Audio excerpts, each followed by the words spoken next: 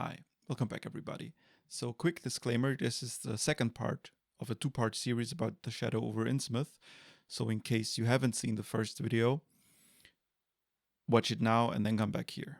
Otherwise you'll get spoiled. Also, so good to see you here. See, with an A, like in the ocean, because we're going Gilman puns now. So today we will find out if Robert survives his trip to Innsmouth. Well, we kind of already know that he does, right? But what exactly is going on here? Because we know what happens afterwards with the army and Innsmouth, but why? We will also finally get into the ugly details, the cultural setting, things that are so important to understanding the story, the analysis part.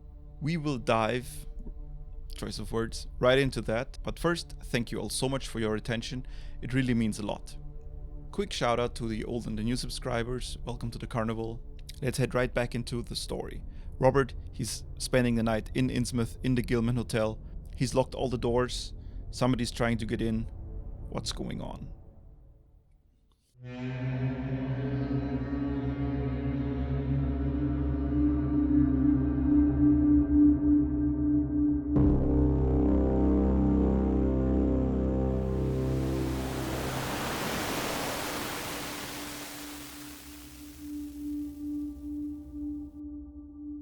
After a while, the rattling sound from the entrance door stops. Robert, he keeps completely silent. There's these two connecting rooms in the north and the south, if you remember. Somebody enters the room to the north, tries to open the connecting door, but thank God the bolt holds fast. Somebody or something leaves that room again, but it doesn't leave for good. It circles back, this time to the room on the south. Another very audible try to open that bolted door as well. This isn't trying to stay secretive about this anymore. This is an open attack. The person or thing leaves again, and footsteps can be heard down the stairs outside. They will return with backup, Robert is sure. He's ready and immediately falls into action. It is time to get out of the hotel. The stairs and the lobby are not an option. Quickly, Robert turns on his flashlight and he looks for the light switch. He needs to gather some belongings in the room. But nothing happens. Someone cut the power. They are definitely out to get him. Clearly, some cryptic evil movement was afoot on a large scale. Just what, I could not say. As I stood pondering with my hand on the now useless switch, I heard a muffled creaking on the floor below, and I thought I could barely distinguish voices in conversation.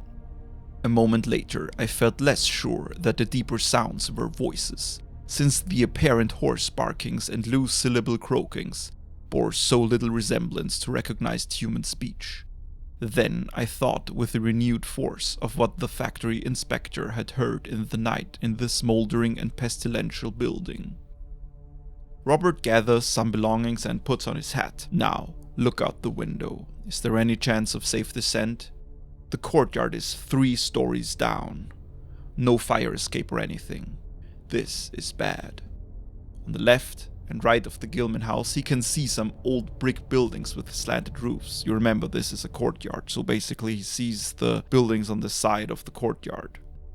Maybe he could manage to get there with a very courageous jump from one of the windows. But for that, he needs to get to a room further down the building, either to the north or to the south. And it is a couple of stories down. And even if he manages, then what? The best way to escape Innsmouth should be heading south, but first he has to make it safe to the ground. Robert, he tries to calculate a plan. Stay rational. Taking the route through the corridor is out of the question, they will hear him. The connecting door on the south side opens towards his room, so it won't be easy to force open. Time to barricade this door and the main door, as quietly as possible, so any attacks are at least a bit hampered. Next step on the plan is breach through the northern door and make a run for it. The idea is to somehow get to the roofs on Payne Street and then descend to the ground floor. There, he would be able to sprint through the courtyard and then get to Washington or Bates, and then escape the town square region as fast as possible. Avoiding Payne Street might also be a smart move, as the fire station is probably open all night. As I thought of these things, I looked out over the squalid sea of decaying roofs below me, now brightened by the beams of a moon not much past full. On the right, the black gash of the river gorge clove the panorama. Abandoned factories and railway station, clinging barnacle-like to its sides. Beyond it, the rusted railway and the Rowley Road led off through a flat, marshy terrain, dotted with islets of higher and drier scrub-grown land. On the left, the creek-threaded countryside was nearer, the narrow road to Ipswich gleaming white in the moonlight. I could not see from my side of the hotel the southward route, toward Arkham, which I had determined to take. I really love this description of the city panorama that is comparing Innsmouth to a reef or a shore, with the factory buildings being like barnacles. It's peak aesthetic. Robert stops in the middle of all of this, processing the whole situation, making a plan. He's very overwhelmed because the noises from downstairs are changing. There is creaking of stairs. This time it's heavier. There is even light shining through the gaps in the hallway door. Now the corridor outside is groaning with a way heavier load than before. And then some very strange noises, almost vocal in origin. There is a firm knock at the door. Robert freezes. Another knock. And another. The knocks are getting more intense. More insistent. It's now or never. With no regard for his physical well-being, his shoulder, he just tries to ram through that northern connecting door. And after several attempts, it actually breaks open. Very loud. Before the pursuers arrive at the door that connects the next room in the north to the hallway, Robert has already locked it shut with its bolt. But he can already hear the door that's connecting the next room to the hallway, the final room before his jump, being tried with the key. He's struck with horror. There is really no chance of escape. In a last Hail Mary, he just tries to push through that next damn door. Sheer fortunate chance gave me my reprieve, for the connecting door before me was not only unlocked but actually ajar. In a second I was through and had my right knee and shoulder against the hall door, which was visibly opening inward.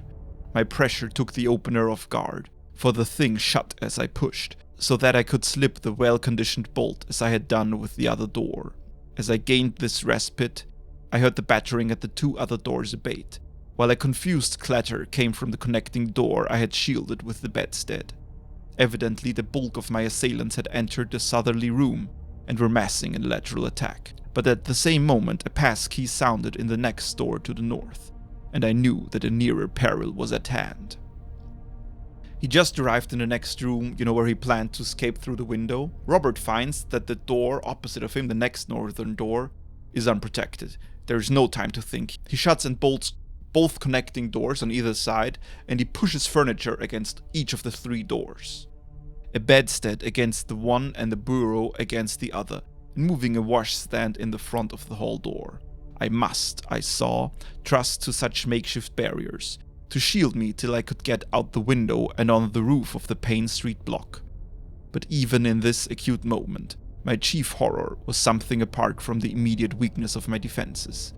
I was shuddering, because not one of my pursuers, despite some hideous pantings, gruntings, and subdued barkings at odd intervals, was uttering an unmuffled or intelligible vocal sound.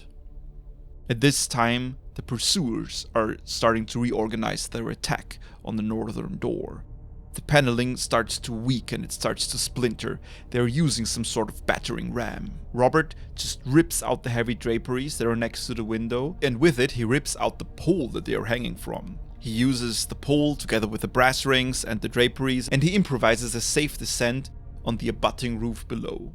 Quickly he climbs down and leaves behind forever the morbid and horror-infested fabric of the Gilman house. Landing safely on the roof, he shines his pocket light into the skylight of the building. There are no steps down. Looking up, it's still dark in the room that he just escaped. But in the distance there are lights ominously blazing in the Order of Dagon Hall, the Baptist church and the Congregational church, which I recalled so shiveringly. You know what, Robert? It's time to take a leap of faith into the dark down below. It's 2 a.m. by now.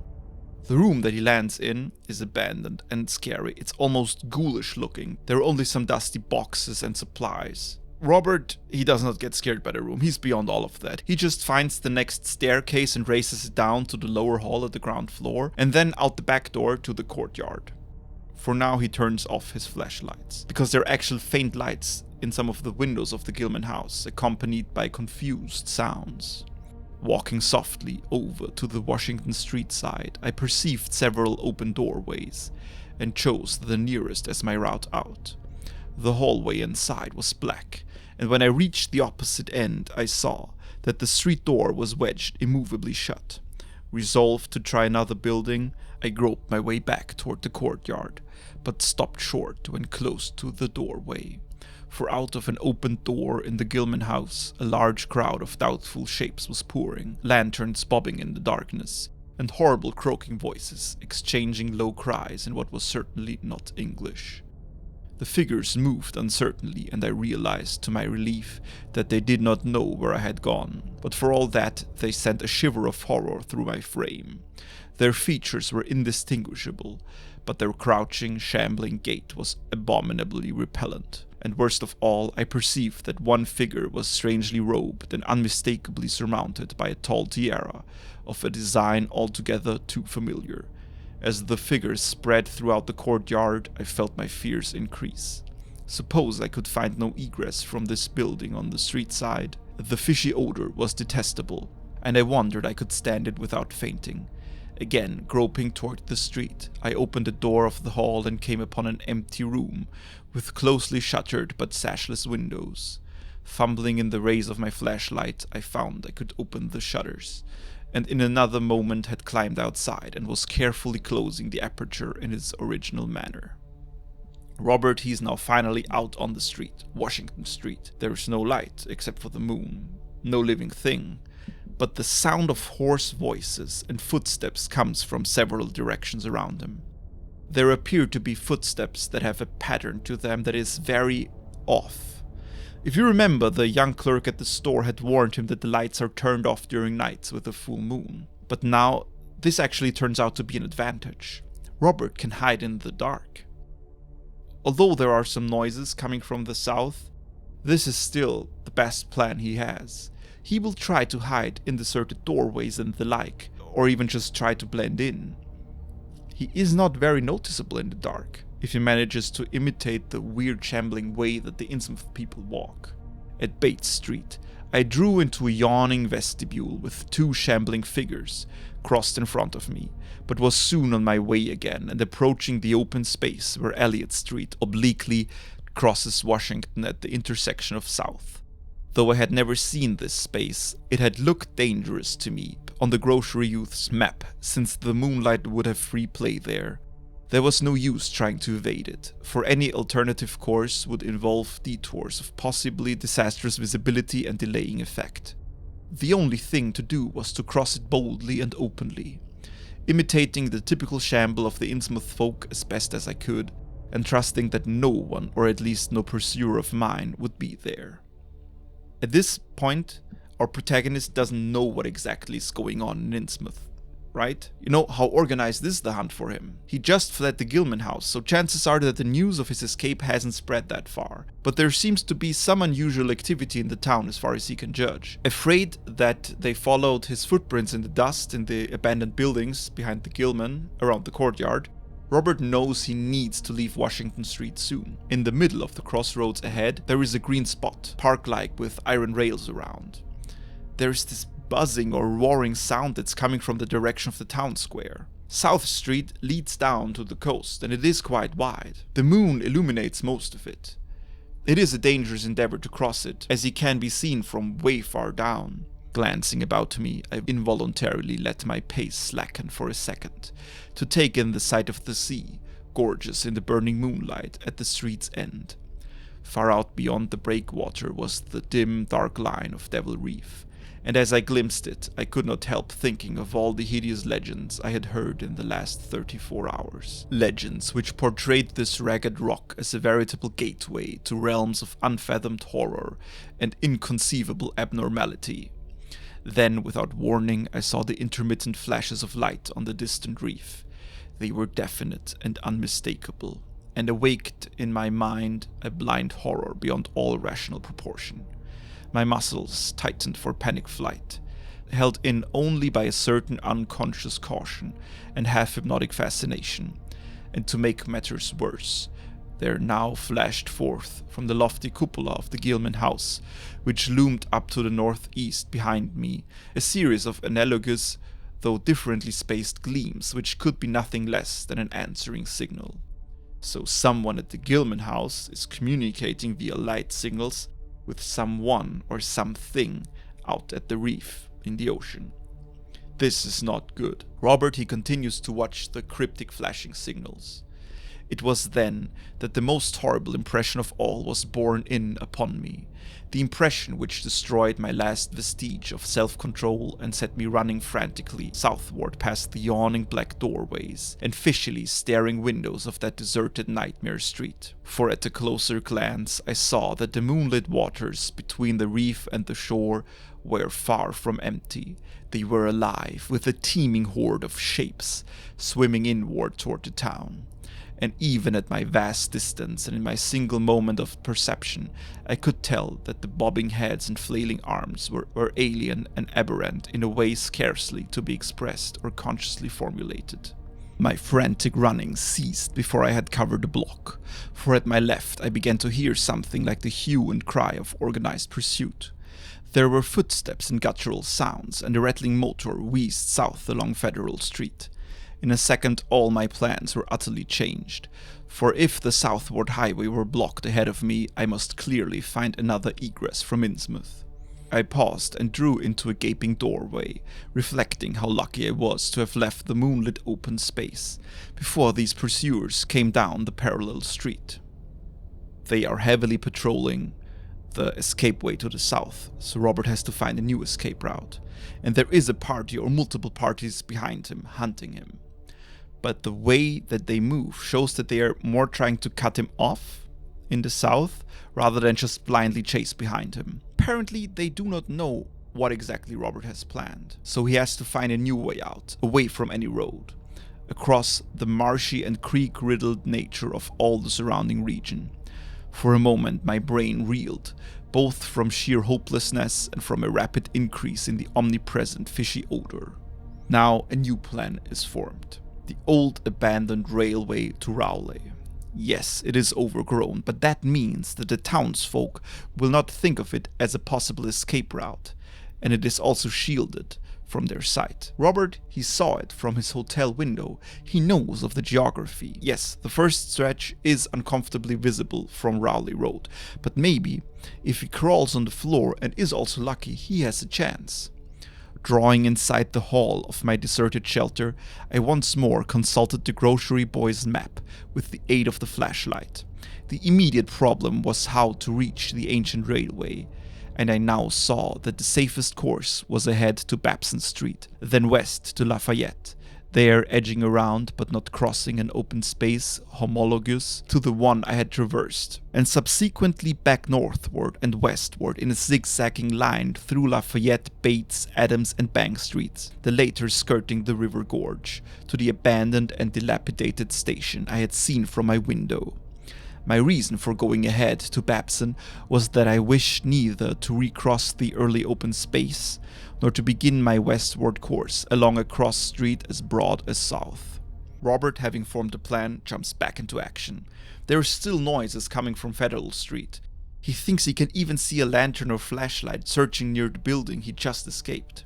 Anxious to leave Washington Street, I broke into a quiet dog trot, trusting to luck not to encounter any observing eye. Next, the corner of Babson Street, I saw to my alarm that one of the houses was still inhabited, as attested by curtains at the window, but there was no light within and I passed it without disaster.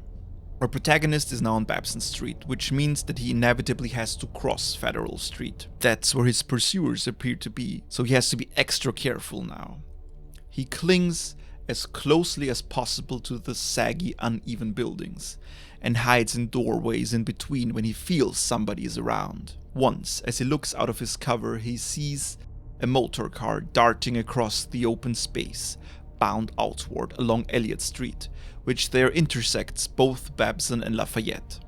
As I watched, choked by a sudden rise in the fishy odor after a short abatement, I saw a band of uncouth, crouching shapes, lopping and shambling in the same direction, and knew that this must be the party guarding the Ipswich Road, since that highway forms an extension of Elliot Street. Two of the figures I glimpsed were in voluminous robes, and one wore a peaked diadem, which glistened whitely in the moonlight. The gait of this figure was so odd that it sent a chill through me, for it seemed to me the creature was almost hopping. It is so horrifying to me that the hybrids are wearing these big robes when they're starting to turn. Is it to cloak their changing body from others, or also to hide it from themselves? It is such a nightmare. Also, the fact that they are now hunting him with a car tells us that the search is getting more organized and also more dangerous for our protagonist. As soon as his enemies are out of sight, Robert runs around the corner into Lafayette Street and crosses into Elliot. There are some croaking and clattering sounds coming far off from Town Square, but the biggest risk is yet ahead. At some point he has to cross South Street. Robert tries to copy the weird way that the Innsmouth people are shambling around as best as he can. Just continue your escape. Don't look towards the water. Just keep going. But Robert can't resist. He has to see what is going on out in the waters. There was no ship visible, as I had half expected there would be. Instead, the first thing which caught my eye was a small rowboat pulling in toward the abandoned wharves and laden with some bulky tarpaulin-covered object. Its rowers, though distantly and indistinctly seen, were of an especially repellent aspect. Several swimmers were still discernible, while on the far black reef I could see a faint, steady glow, unlike the winking beacon visible before, and of a curious color which I could not precisely identify. The curious color. Yes, this is something Lovecraft really likes to do, and which is such an important aspect in cosmic horror. These anomalies, the happenings that are truly alien, that are not completely detectable by human perception. It is as if they are outside of our realm, or we are just not made by the terrestrial evolution to perceive such a foreign object or phenomenon. If you remember, it is just like in the Dunwich Horror, and it is also a very important aspect of the story, the color out of space. Also by Lovecraft, which we definitely are gonna do at some point. It's one of my favorite stories. Before Robert manages to cross South Street completely, he hears a band of Innsmouthers coming down Washington Street from the north. As they reach the open space, he gets a good look at the party. I could see them plainly, only a block away, and was horrified by the bestial abnormality of their faces, and the dog-like subhumanness of their crouching gait. One man moved in a positively simian way, with long arms frequently touching the ground, while another figure, robed and tiara'd, seemed to progress in an almost hopping fashion. I judged this party to be the one I had seen in the Gilman's courtyard, the one, therefore, most closely on my trail. As some of the figures turned to look in my direction, I was transfixed with fright, yet managed to preserve the casual, shambling gait I had assumed. To this day, I do not know whether they saw me or not. If they did, my stratagem must have deceived them, for they passed on across the moonlit space without varying their course. Meanwhile, croaking and jabbering in some hateful guttural patois I could not identify. As soon as he is out of their sight, Robert switches back to jogging, and he moves around the corner into Bates Street and further down into Adams Street. As I turned into Adams Street, I felt measurably safer, but received a shock when a man reeled out of a black doorway directly in front of me. He proved, however, too hopelessly drunk to be a menace, so that I reached the dismal ruins of the Bank Street warehouses in safety. No one was stirring in that dead street beside the river gorge, and the roar of the waterfalls quite drowned my footsteps. It was a long dog trot to the ruined station, and the great brick warehouse walls around me seemed somehow more terrifying than the fronts of private houses. At last I saw the ancient arcaded station, or what was left of it, and made directly for the tracks that started from its farther end. Robert has finally reached the railways. It's difficult to run on the surface. The rails are rusty and half of the ties have rotten away. He still makes progress, and after a while finally reaches the long covered bridge that leads over the Monoxid. Entering, I began to use my flashlight and was almost knocked down by the cloud of bats that flapped past me. About halfway across, there was a perilous gap in the ties, which I feared for a moment would hold me, but in the end I risked a desperate jump, which fortunately succeeded. He is almost out of Innsmouth as the tracks cross River Street. After that, the weeds and thorn bushes on the tracks make progress harder. They start tearing into his clothes, but they also provide a fair bit of cover. For a while, the tracks go kind of parallel next to Rowley Road. If anybody goes there, they could spot him. Out here, the ground starts to be marshy. Robert is getting more and more nervous. He's almost sure that there are no patrols on the tracks, but ahead he will have to cross Rowley Road. I glanced behind me but saw no pursuer. The ancient spires and roofs of decaying Innsmouth gleamed lovely and ethereal in the magic yellow moonlight, and I thought of how they must have looked in the old days before the shadow fell. Then, as my gaze circled inland from the town, something less tranquil arrested my notice and held me immobile for a second. What I saw, or fancied I saw, was a disturbing suggestion of undulant motion far to the south. A suggestion which made me conclude a very large horde must be pouring out of the city along the level Ipswich Road. The distance was great, and I could distinguish nothing in detail, but I did not at all like the look of that moving column. It undulated too much and glistened too brightly in the rays of the now westering moon.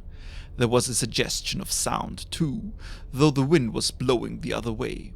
A suggestion of bestial scraping and bellowing even worse than the muttering of the parties I had lately overheard. All sorts of unpleasant conjectures crossed my mind. I thought of those very extreme Innsmouth types, said to be hidden in crumbling, centuried warrens near the waterfront. I thought, too, of those nameless swimmers I had seen. Counting the parties so far glimpsed, as well as those presumably covering other roads, the number of my pursuers must be strangely large for a town as depopulated as Innsmouth. Whence could come the dense personnel of such a column as I now beheld? Did those ancient unplumbed warrens teem with a twisted, uncatalogued and unsuspected life? Or had some unseen ship indeed landed a legion of unknown outsiders on that hellish reef? Who were they? Why were they here? And if such a column of them was scouring the Ipswich Road, would the patrols on the other roads be likewise augmented? It's passages like this one that go so hard. There is a whole army of beasts, hybrid monster creatures just pouring in from the shore, just forming a legion of columns that are after him. As Robert starts to move again into the bush-grown part of the tracks, that damnable fishy odor starts to rise up again. And not just that, he also starts hearing shocking guttural murmurs from the east. There was another sound too, a kind of wholesale colossal flopping or pattering which somehow called up images of the most detestable sort. It made me think illogically of that unpleasant undulating column on the far-off Ipswich Road. Robert now just lays low. Something is coming along the road and he needs to hide in silence until it has passed, until he's safe again. Do not make a sound. Thank God dogs are afraid of these creatures, or otherwise they could have used them to easily track Robert. They will cross not more than 100 yards or 100 meters away from him. If he stays low, he will be able to see them, but remain hidden. The moonlight hits the road perfectly for this endeavor. The stench waxed overpowering, and the noises swelled to a bestial babel of croaking, baying, and barking, without the least suggestion of human speech. Were these indeed the voices of my pursuers? Did they have dogs after all? So far I had seen none of the lower animals in Innsmouth. That flopping or pattering was monstrous. I could not look upon the degenerate creatures responsible for it. I would keep my eyes shut till the sounds receded toward the west. The horde was very close now, the air foul with their hoarse snarlings, and the ground almost shaking with their alien rhythmed footfalls. My breath nearly ceased to come, and I put every ounce of willpower into the task of holding my eyelids down. What follows now, Robert can't tell if it is a hallucination or it is real. It will be confirmed, however, by the government's drastic actions later. But couldn't their agents also have been suffering a hallucination caused by the disgusting town? Maybe there is an actual disease that is causing all of this madness, influencing people to experience unreal things. Like old Zadok. Zadok was never found by the government. Is it all just a delusion? So, what happened? Of course, Robert fails in his resolution to keep his eyes shut. Who can blame him when apparently a legion of croaking eldritch creatures passes by not even 100 meters away? It was the end for whatever remains to me of life on the surface of this earth, of every vestige of mental peace and confidence in the integrity of nature and of the human mind. Nothing that I could have imagined, nothing even that I could have gathered had I credited old Zadok's crazy tale in the most literal way, would be in any way comparable to the demoniac, blasphemous reality that I saw, or believe I saw. I have tried to hint what it was in order to postpone the horror of writing it down boldly. Can it be possible that this planet has actually spawned such things? That human eyes have truly seen as objective flesh what man has hitherto known only in febrile fantasy and tenuous legend? And yet I saw them in a limitless stream, flopping, hopping, croaking, bleating, surging inhumanly through the spectral moonlight in a grotesque, malignant saraband of fantastic nightmare. And some of them had tall tiaras of that nameless, whitish gold metal, and some were strangely robed, and one who led the way was clad in a ghoulish humped black coat and striped trousers, and had a man's felt that perched on the shapeless thing that answered for a head. Robert takes a good look at these hybrid monsters. I think their predominant color was a grayish green, though they had white bellies. They were mostly shiny and slippery, but the ridges of their backs were scaly. Their forms vaguely suggested the anthropoid, while their heads were the heads of fish, with prodigious bulging eyes that never closed. At the sides of their necks were palpitating gills, and their long paws were webbed. They hopped irregularly, sometimes on 2 legs and sometimes on 4. I was somehow glad that they had no more than 4 limbs. Their croaking, baying voices, clearly used for articulate speech, held all the dark shades of expression which their staring faces lacked. But for all of their monstrousness, they were not unfamiliar to me. I knew too well what they must be, for was not the memory of that evil tiara at Newburyport still fresh? They were the blasphemous fish frogs of the nameless design, living and horrible, and as I saw them I knew also of what that humped tiara'd priest in the black church basement had so fearsomely reminded me. Their number was past guessing. It seemed to me that there were limitless swarms of them, and certainly my momentary glimpse could have shewn only the least fraction. In an act of mercy, Robert's mind just shuts down and he faints.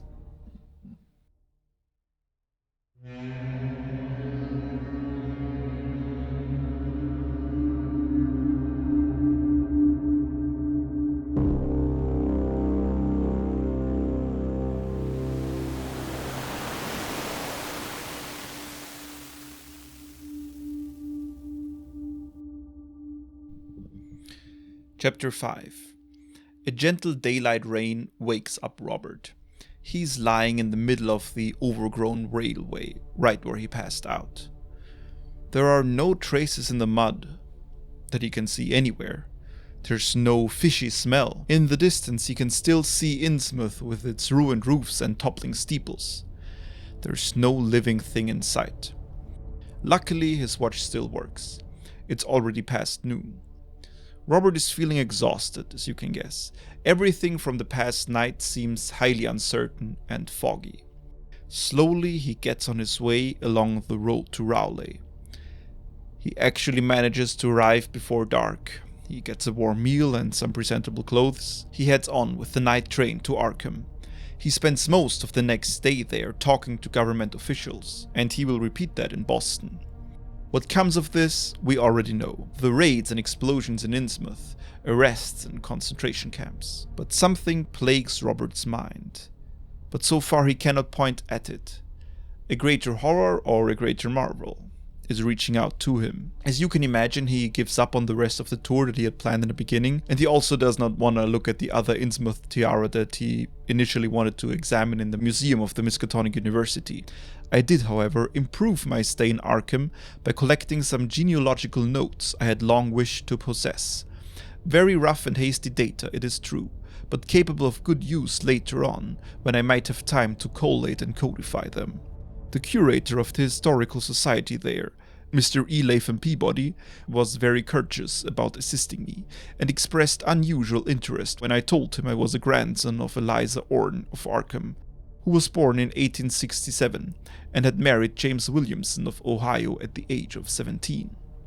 Apparently, he's not the first, as a maternal uncle had been on a similar quest there to find out more about the ancestry of their family. Robert, with the help of Mr. Peabody, is very successful in researching about the heritage of his family. Robert's grandmother was a bit of a topic of local curiosity, it turns out. Her father, Benjamin Orne, was married just after the Civil War. The bride was an orphan with the last name of Marsh, coming from New Hampshire. She had been a cousin of the Marsh family from Essex County, but she got her education in France, financed by a strange, nameless guardian. But nobody can say who her parents, Enoch Marsh and Lydia Meserve, were or where they were from. They cannot be placed among the bloodlines of New Hampshire. Possibly, many suggested, she was the natural daughter of some Marsh of prominence. She certainly had the true Marsh eyes. Robert, he detests the idea that he might have an ancestor with this horrible name, Marsh, and he's even more horrified when Mr. Peabody also suggests that he himself has those Marsh eyes. Robert takes some books and notes and leaves. It is time to recuperate. Off to Mommy to a mental health hospital where he stays for a month. After he has regained some strength, he enters his final year at the university in Oberlin. From time to time, he is still reminded of his horrible journey when some government agents visit him who are continuing their Innsmouth investigation. A year has passed now since his horrible trip to the terrifying town. Robert travels to Cleveland, to the home of his late mother and her family. He checks some genealogical data, investigates. Maybe he can set up some form of family tree or something similar. I did not exactly relish the task, for the atmosphere of the Williamson home had always depressed me. There was a strain of morbidity there, and my mother had never encouraged my visiting her parents as a child, although she always welcomed her father when he came to Toledo. My Arkham-born grandmother had seemed strange and almost terrifying to me, and I do not think I grieved when she disappeared. I was 8 years old then, and it was said that she had wandered off in grief after the suicide of my Uncle Douglas, her eldest son. He had shot himself after a trip to New England, the same trip, no doubt, which had caused him to be recalled at the Arkham Historical Society. This uncle had resembled his mother, and Robert had detested him as well. Both of them had this weird, staring, unwinking expression on their face. Even his mother and the other uncle, Walter, who both came more after their father, did not like that look at all. Poor little cousin Lawrence, Walter's son, had been an almost perfect duplicate of his grandmother before his condition took him to the permanent seclusion of a sanitarium at Canton. I had not seen him in 4 years, but my uncle once implied that his state, both mental and physical, was very bad. This worry had probably been a major cause of his mother's death 2 years before. Robert he digs further and further into his bloodline, going over letters and files, photographs, cuttings, and heirlooms. Everything provided by his uncle. More shocking details emerge. Examining photographs of his grandmother and Uncle Douglas years after their passing, he feels repulsed, alarmed, and alienated. I could not, at first, understand the change, but gradually a horrible sort of comparison began to obtrude itself on my unconscious mind, despite the steady refusal of my consciousness to admit even the least suspicion of it. It was clear that the typical expression of these faces now suggested something it had not suggested before, something which would bring stark panic if too openly thought of. But the worst is yet to come. Uncle Walter one day takes him to a safe deposit downtown to show him some old heirlooms.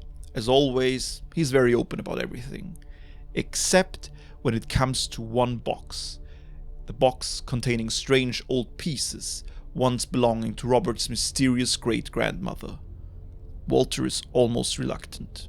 They were, he said, of very grotesque and almost repulsive design, and had never, to his knowledge, been publicly worn, though my grandmother used to enjoy looking at them. Vague legends of bad luck clustered around them, and my great-grandmother's French governess had said they ought not to be worn in New England, though it would be quite safe to wear them in Europe. As my uncle began slowly and grudgingly to unwrap the things, he urged me not to be shocked by the strangeness and frequent hideousness of the designs. Artists and archaeologists who had seen them pronounced the workmanship superlatively and exotically exquisite, though no one seemed able to define their exact material or assign them to any specific art tradition. They were 2 armlets, a tiara, and a kind of pectoral, the latter having in high relief certain figures of almost unbearable extravagance. During this description, I had kept a tight rein on my emotions, but my face must have betrayed my mounting fears. My uncle looked concerned, and paused in his unwrapping to study my countenance. I motioned to him to continue, which he did with renewed signs of reluctance. He seemed to expect some demonstration, when the first piece, the tiara, became visible, but I doubt if he expected quite what actually happened. I did not expect it either, for I thought I was thoroughly forewarned regarding what the jewelry would turn out to be. What I did was to faint silently away, just as I had done in that Briere-choked railway cut a year before. Now Robert's fears, as you can guess, are piling up. Didn't old Sadok talk about old Marsh and that hideous second wife having a daughter that was married off to a man in Arkham? And didn't he also compare Robert's eyes to those of Captain Obed? And the curator, Mr. Peabody, he made the same comparison. Is Robert the great-great-grandson of Obed Marsh?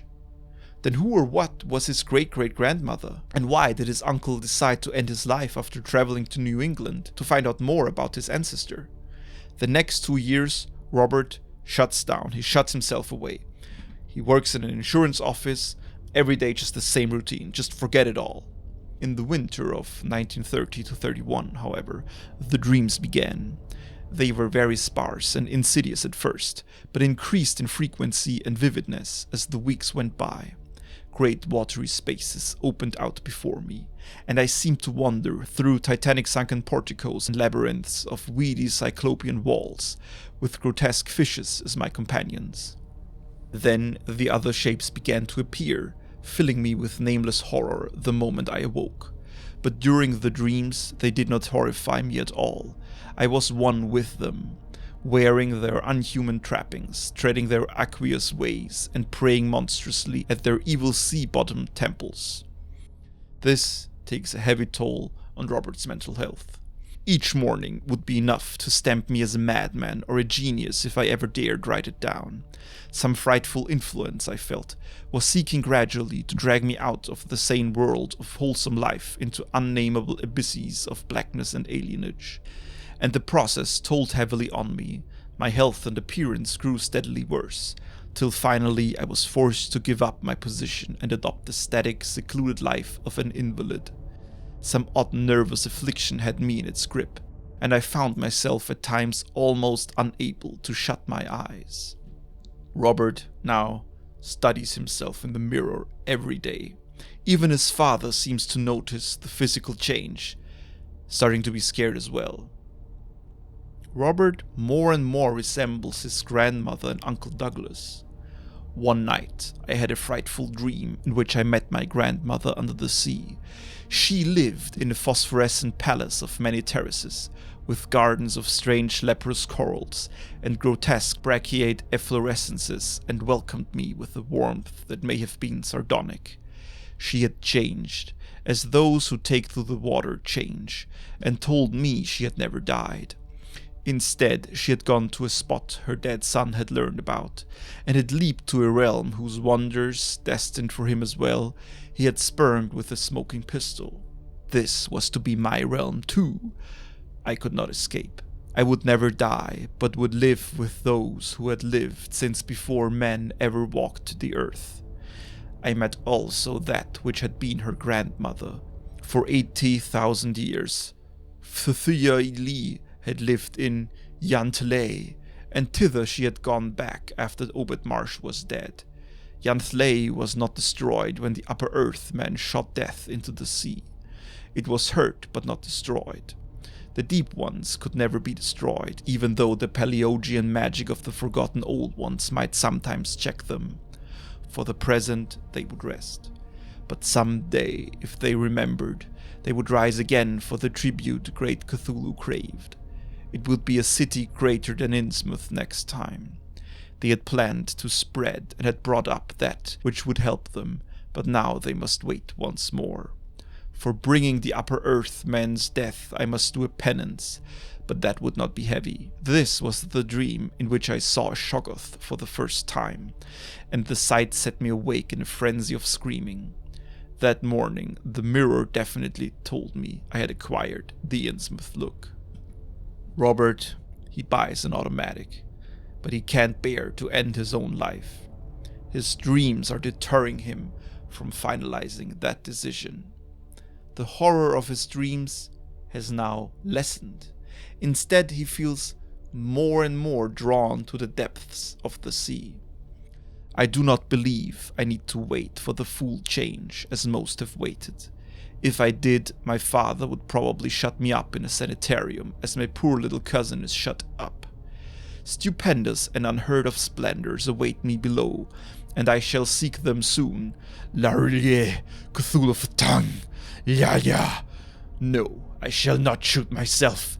I cannot be made to shoot myself.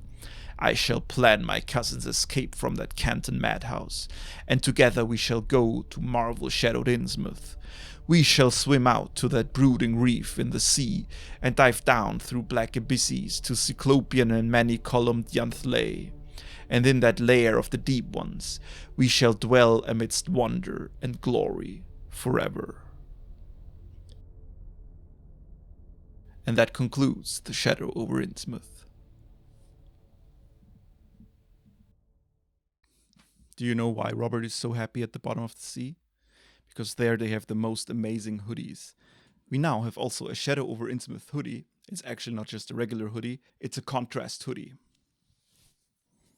The inside of the hood is red, which is really cool. I really like it. And it's really comfortable. You can get it at the store with all the other merch. Unfortunately, this hoodie I think is only available in the European market because the product is not available at the American website. I don't understand why at all. I'll try to make it available if possible, but you still have the cool shirts and the mug. So quick refresher, if you buy the merch, you support me and you support the artist, Caro from Bnnyart. You can find her Insta and her website in the description. You know, give her a like, it's free. You'll also find my socials in the description, so you can also give me some likes. Thank you all so much for the support. The feedback I've gotten so far from everybody who bought the merch is that it looks really cool and that the shirts are really comfortable. So thank you all for that. Yes, let's head right back into the analysis.